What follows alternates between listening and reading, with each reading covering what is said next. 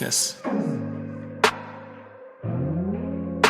Yo, it's your boy Marquez Smith, also known as A-Kiss, also known as the coolest guy in sports. Back with another Who's Better. This time I have Klay Thompson versus Paul George on the menu. Who is better between the two, Klay Thompson or Paul George? This season, Klay Thompson in 30 games has been averaging 34.7 minutes per game, 22.6 points per game, 44.9 from the field, 35.2 for the three-point line, 4.2 rebounds per game, 1.9 assists per game, 0.6 blocks per game, 1 steal per game, shooting 81.1 from the free throw line. Paul George in 28 games, 35 minutes per game, 24.9 points per game, 44.3 from the field, 37.7 from the three-point line, 7.8 rebounds, 4.3 assists, 0.8 blocks, 2.1 steals, 82.6 from the free throw line. That being said, who is a better player between the two? Now, Klay Thompson is a great two-way player. Paul George is a great two-way player.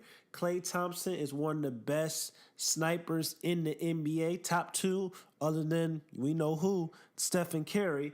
But if you're talking about who's better overall, this one is probably not even that close, even though some people look at their numbers and say that, well, Klay Thompson and Paul George, they average a similar amount of numbers, but it's all about fit. Klay Thompson is a better fit for the Golden State Warriors and what they like to do, but Paul George is the better overall player and is better than Klay Thompson. Now, this season, Paul George is looking like an MVP type player, MVP type candidate. He's playing like the Paul George before the injury in Indiana. I did not think I would ever see this type of Paul George again, but he's showing that he is back. He has returned, and the OKC Thunder are looking very, very, very well. And on most nights, Paul George is looking like the best player on the floor, even though Russell Westbrook is his teammates. That's how good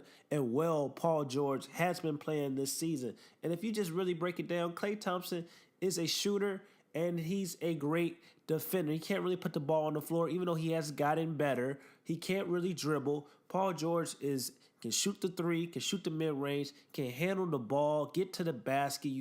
You really can't guard Paul George, because if you lay off on him, he's going to shoot the three. You get up close on him, he's going to drive right to the basket and dunk on you. And he has the ability to pass the ball as well. He's he is a more complete player than Klay Thompson. One would say in that 2016 finals debacle, if you had Paul George on your team, Paul George on the Warriors, then they probably wouldn't have lost that finals. Not throwing any shade against Klay Thompson, I'm just saying that Paul George is a better overall player than Klay Thompson because he can do more with the basketball and he can be a number one option. Now, I wasn't saying this a year ago because I was a little down on Paul George because I felt that he really kind of lost a step. But this year, I must admit, I was totally wrong last year. Paul George is back. And Paul George can lead. He can be the number one option on a team, even though I was basically last year I was saying that Paul George can't be a number one option on the team anymore. And he's the perfect fit for Russell Westbrook because Russell Westbrook, it can be the alpha dog and be the number one scoring option.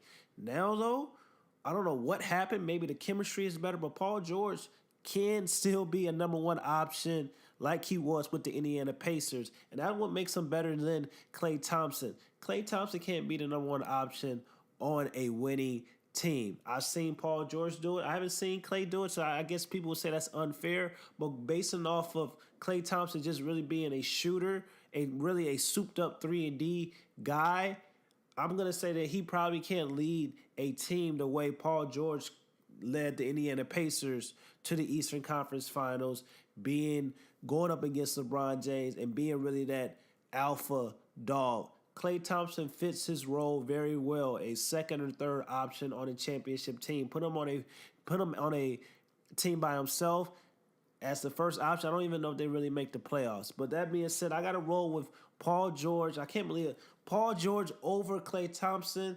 I've been so down on Paul George because I am an OKC fan, but I am loving Paul George, the NBA superstar, has returned. So I'm rolling with Paul George over Klay Thompson. What do you guys think? Let me know in the comments below. This is your boy, Mike K. Smith, also known as Akins, also known as the coolest guy in sports. Don't forget to like, comment, and subscribe. And also, check out some of the other links in the description below.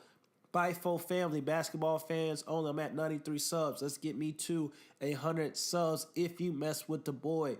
Thank you, as always, in the comments below. Let me know the next video you want me to do.